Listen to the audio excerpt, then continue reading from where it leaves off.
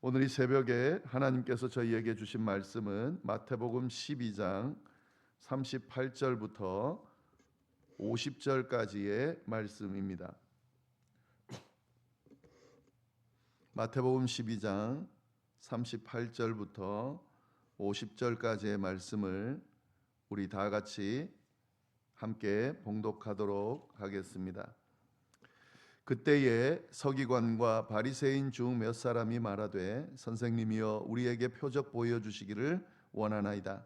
예수께서 대답하여 이르시되 악하고 음란한 세대가 표적을 구하나 선지자 요나의 표적밖에는 보일 표적이 없느니라.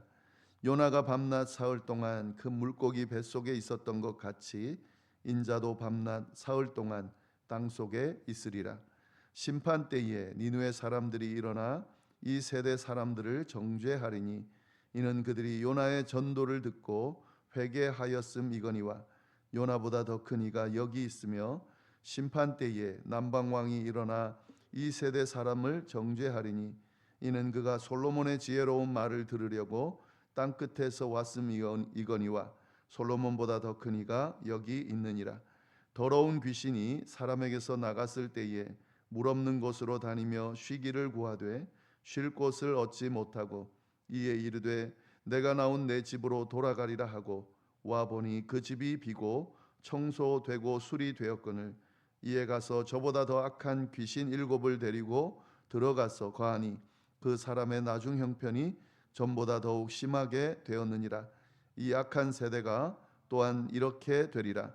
예수께서 무리에게 말씀하실 때에 그의 어머니와 동생들이 예수께 말하려고 밖에 섰더니 한 사람이 예수께 여짜오되 보소서 당신의 어머니와 동생들이 당신께 말하려고 밖에 서 있나이다 하니 말하던 사람에게 대답하여 이르시되 누가 내 어머니며 내 동생들이냐 하시고 손을 내밀어 제자들을 가리켜 이르시되 나의 어머니와 나의 동생들을 보라.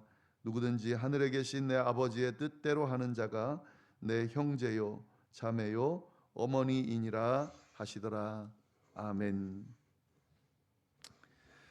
네, 오늘 저희가 나눌 말씀 마태복음 12장 마지막 단락입니다. 우리가 앞에서 이 바리새인들과 예수님 사이에 격렬한 논쟁이 이어지는 것을 함께 봤는데 앞 내용과 연결해서 오늘 마지막 본문에도 그 내용이 이어집니다.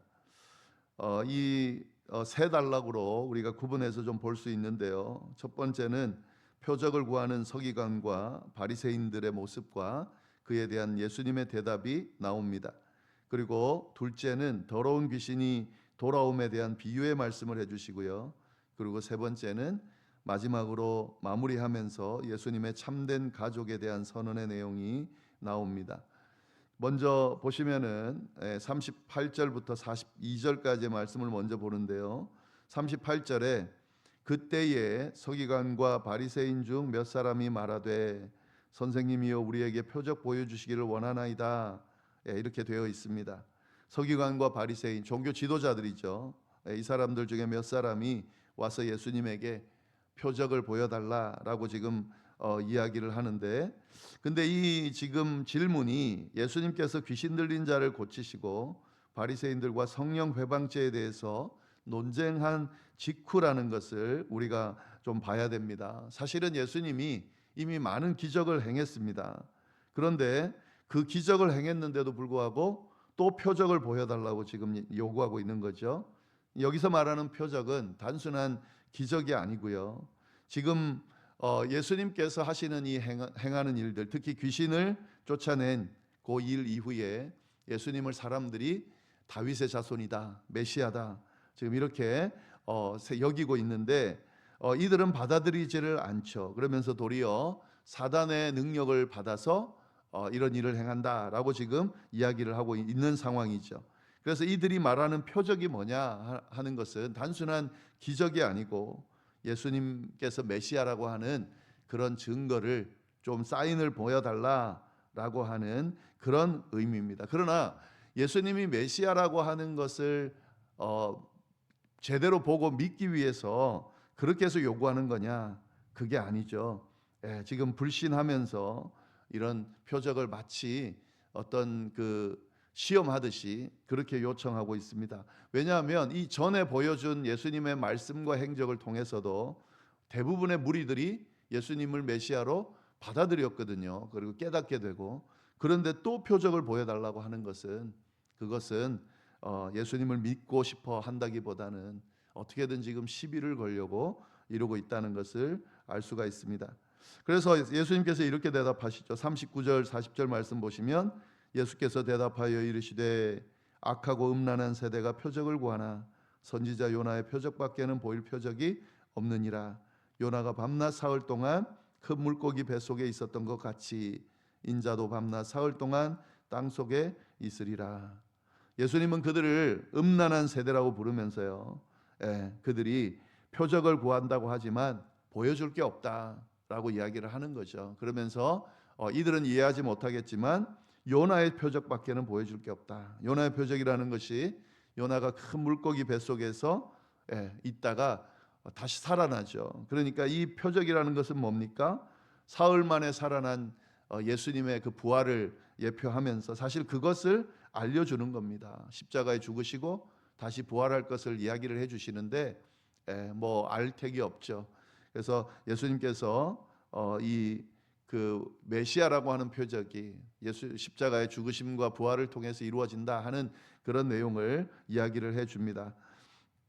그들이 질문하니까 뭐 정확한 답을 주지만 사실 그들은 이해할 길은 없는 거죠. 41절 말씀 보시면은 심판 때에 니느웨 사람들이 일어나 이 세대 사람을 정죄하리니 이는 그들이 요나의 전도를 듣고 회개하였음이거니와 요나보다 더 큰 이가 여기 있다. 예수님은 니느웨 사람들과 대비를 시킵니다. 이 요나가 그 물고기 뱃속에서 다시 살아난 이후에 예수님의 하나님의 명령을 불복종하기 위해서 도망치다가 이렇게 됐는데 다시 이제 명령대로 해서 니느웨에 가서 그 경고, 심판의 경고의 말씀을 전했습니다. 그때 니느웨 사람들이 요나가 억지로 하는 경고임에도 불구하고 그들이 받아들이고 회개했다 그랬습니다. 그런데 이렇게 니느웨 사람들은 그 이야기를 듣고 요나의 이야기를 듣고 회개했는데 요나보다 훨씬 더 큰 정말 메시아인 그런 존재가 와서 이렇게 메시지를 전하고 있음에도 불구하고 그들은 받아들이지 않기 때문에 니느웨 사람들이 와서 이들을 정죄할 거다라고 하는 거죠. 요나의 그 이야기에도 이렇게 회개했는데도 불구하고 하나님의 아들이 직접 와서 이렇게 기적을 보여주고 말씀을 선포하는데도 믿지 못하는 것은 그것은 정말 이상한 거다라고 하는 말씀을 하고 있는 겁니다. 42절도 그 말씀입니다. 심판 때에 남방 여왕이 일어나 이 세대 사람을 정죄하리니 이는 그가 솔로몬의 지혜로운 말을 듣고자 땅 끝에서 왔거니와 솔로몬보다 더 큰 이가 여기 있느니라. 이건 남방 여왕 시바 여왕을 말하는 거죠. 열왕기상 10장에 나오는 내용인데요. 그 여왕이 이 솔로몬의 지혜로운 말씀, 이 소문이 전 세계에 나가지고 그 말씀을 듣기 위해 그 지혜를 배우기 위해서 멀리서부터 왔다 하는 거죠. 근데 그 여왕이 일어나서 이 세대 사람을 정죄한다. 무슨 말이냐면 솔로몬의 지혜에 비교할 바 없는 그런 예수님의 존재, 메시아의 존재가 여기 있는데 그 메시지를 듣고도 받아들이지 않는 것을 이 남방 여왕이 도무지 이해하지 못해서 정죄한다 하는 거죠. 그리고 43절 44절 말씀 보시면 더러운 귀신이 사람에게서 나갔을 때에 물 없는 곳으로 다니며 쉬기를 구하되 얻지 못하고 이에 이르되 내가 나온 내 집으로 돌아가리라 하고 와 보니 그 집이 비고 청소되고 수리되었거늘. 예수님께서 이제 비유를 통해서 말씀을 계속 이어가시는데요. 여기 보시면은 이 귀신이 사람에게서 쫓겨나서 물 없는 곳을 방황했다라고 하는 것은 사실은 우리가 이스라엘 문화를 잘 모르기 때문에 딱 와닿지는 않는데 이게 유대 전통에서 귀신들이 어디에 사냐면 황무지 사막에 산다 이렇게 생각을 했습니다. 그래서 물 없는 곳을 방황하다라고 하는 것은 이런 광야 그들이 사는 사막을 방황하는 그런 것을 이야기하는 거고 사실 이들이 살고 싶어하는 것은 사람들의 마음이죠. 그렇게 그 사막에 살고 싶은 마음이 아니겠죠. 귀신이 돌아와 보니 그 집이 비고 청소되고 수리되었다라고 하는 거죠. 그러니까 주인이 없는 빈 상태, 깨끗하지만 주인이 없는 빈 상태가 되었다라고 하는 거죠. 그렇기 때문에 지금 사단을 쫓아냈지만, 마귀를 쫓아냈지만 그 집을 지배하고 있는 존재는 없는 겁니다. 그렇기 때문에 다시 들어와서 도리어 깨끗한 상태가 됐기 때문에 다른 귀신들까지 데리고 와서, 사단까지 데리고 와서 그 집을 지배하게 된다 하는 의미입니다. 이 말씀은 너무 당연하죠. 귀신을 쫓아내는 것으로 끝나는 것이 아니라 그 안에 하나님의 것으로, 성령 하나님으로 가득 채우지 않으면 쫓아놨다고 끝난 게 아니라 다시 돌아온다는 거죠. 이거는 이제 축기하는, 귀신을 축출하는 것만을 포함해서 그것만을 이야기하는 것이 아니라 우리 안에 더러운 생각이나 어떤 그런 잘못된 생각, 하나님을 반하는 그런 것들을 우리가 회개하고 하나님 앞에 용서를 구했을 때, 회개했을 때 거기에 하나님으로 채워야 모든 것이 끝나는 것이지, 회개하고 돌이켰는데 또 똑같은 일을 범할 수 있다는 겁니다. 거기에 하나님이 안 계시면 더 심한 일을, 더 심한 잘못을, 죄를 범할 수 있다 하는 그런 의미들을 쭉 이야기하고 있습니다. 45절 그 말씀이죠. 이에 가서 저보다 더 악한 귀신 7을 데리고 들어가서 거하니 그 사람의 나중 형편이 처음보다 더욱 심하게 되니라. 이 악한 세대가 또한 이렇게 되리라 라고 쭉 이야기를 하고 있습니다. 그리고 이제 마지막 그 12장의 마무리를 하면서 어떤 그 사건 하나를 이야기하는데요. 46절 47절 보시면은 예수께서 무리에게 말씀하실 때에 그의 어머니와 동생들이 예수께 말하려고 밖에 섰더니 한 사람이 예수께 여짜오되 보소서 당신의 어머니와 동생들이 당신께 말하려고 밖에 서 있나이다 하니, 그러니까 예수님이 설교하는 동안에 그의 어머니와 동생들이 예수님을 찾아왔다는 겁니다. 근데 여기서 이 지금 마태복음 본문에는 안 나오는데요. 마가복음 3장에 보면은 동일한 본문이 소개되면서 뭐라고 되어 있냐면, 가족들이 예수님이 미쳤다는 소문을 듣고 그를 잡으려고 왔다 이렇게 되어 있습니다. 그러니까 지금 이 예수님의 어머니와 동생들이 예수님이 미쳤다는 그 소문을 듣고 지금 왔다 하는 거죠. 이 찾아온 것을 어떤 사람이 알려줍니다. 이 당시에 오늘날도 마찬가지지만 이 당시에도 이 가족이라고 하는 것은 너무너무 중요한 존재였고, 어떤 의무를 우리가 행한다고 할 때 가족이 최우선적인 그런 의무였습니다. 그래서 지금 예수님이 설교 중이지만, 말씀을 선포하고 있는 중이지만 가족들이 왔다 그러면은 예수님이 어떻게 할 거로 이 사람은 기대를 했겠습니까? 가족을 맞이하러 갈 걸로 그렇게 생각을 했을 거라는 거죠. 그런데 예수님께서 뭐라고 대답하시냐면 48절부터 50절 말씀 마지막 부분입니다. 말하던 사람에게 대답하여 이르시되 누가 내 어머니며 내 동생들이냐 하시고 손을 내밀어 제자들을 가리켜 이르시되 나의 어머니와 나의 동생들을 보라. 누구든지 하늘에 계신 내 아버지의 뜻대로 하는 자가 내 형제요 자매요 어머니시니라 하더라. 이 예수님의 대답은 굉장히 충격적입니다. 오늘날로도 충격적이지만 지금 유대의 문화가 가족 중심이라고 한다면, 가족 우선주의라고 한다면 당시로도 굉장히 충격적이죠. 누가 내 어머니면 누가 내 동생들이냐. 어머니와 동생들이 왔는데 그렇게 지금 표현하니까 굉장히 지금 예수님께서는 이해되지 않는 말씀을 하십니다. 그런데 우리가 이 말씀을 잘 알아야 되는데요. 가족을 지금 그러면 예수님이 무시하고 있는 거냐? 그게 아니죠. 가족을 무시하는 게 아니죠. 예수님은 그가 육신의 몸을 입고 어떤 한 가정의 한 일원으로 왔지만 그 가족을 부양하고 가족을 위해서 그 맡겨진 역할을 충실하게 감당하던 그런 삶을 살았던 분입니다. 그리고 33년을 사는 동안 3년의 공생애를 행했지 30년 동안은 그 장남의 역할 또 자녀의 역할 잘 감당했던 그런 분인데, 이렇게 말하는 이유는 가족들을 무시한다는 것이 아니라 이제 더 깊은 진리를 지금 알려주기 위해서 이야기를 하고 있는 겁니다. 그러면서 뭐라고 그러냐면 손을 내밀면서 제자들을 가리키면서 이렇게 이야기합니다. 누구든지 하늘에 계신 내 아버지의 뜻대로 하는 자가 내 형제요 자매요 어머니니라. 하늘에 계신 내 아버지의 뜻대로.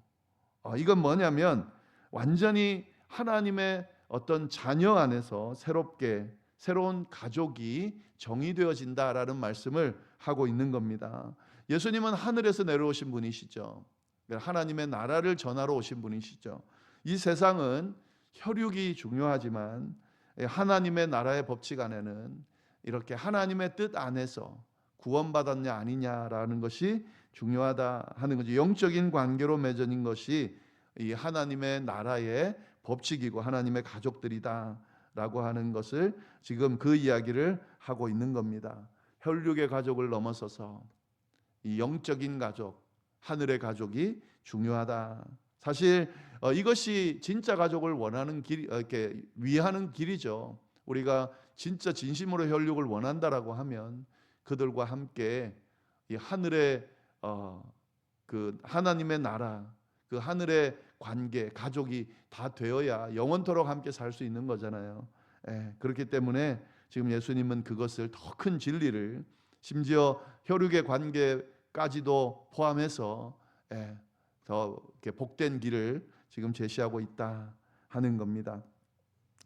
네, 이렇게 예수님께서 또 한 장의 마무리를 하시는 내용을 이렇게 우리가 살펴봤습니다.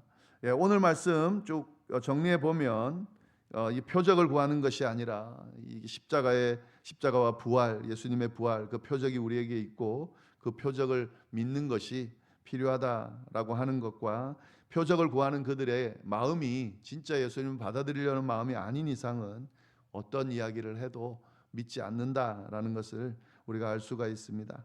그리고 사단 또 마귀 또 어떤 죄를 이렇게 해결할 때에 그것들이 떠나가는 게 중요한 게 아니고 떠나간 후에 다시 들어오지 않도록 성령으로 하나님의 것으로 가득 채우는 것이 중요하다 하는 거고요. 하나님의 뜻을 행하는 것이 그 안에서 영적으로 한 가족을 이루고 그 가족들과 함께 하나님의 나라를 꿈꾸고 또 세워가는 것이 중요하다라는 말씀, 이 말씀들을 잘 새기면서 오늘 하루도 주님 안에서 승리하는 우리 모두가 될 수 있기를 간절히 바랍니다. 기도하겠습니다.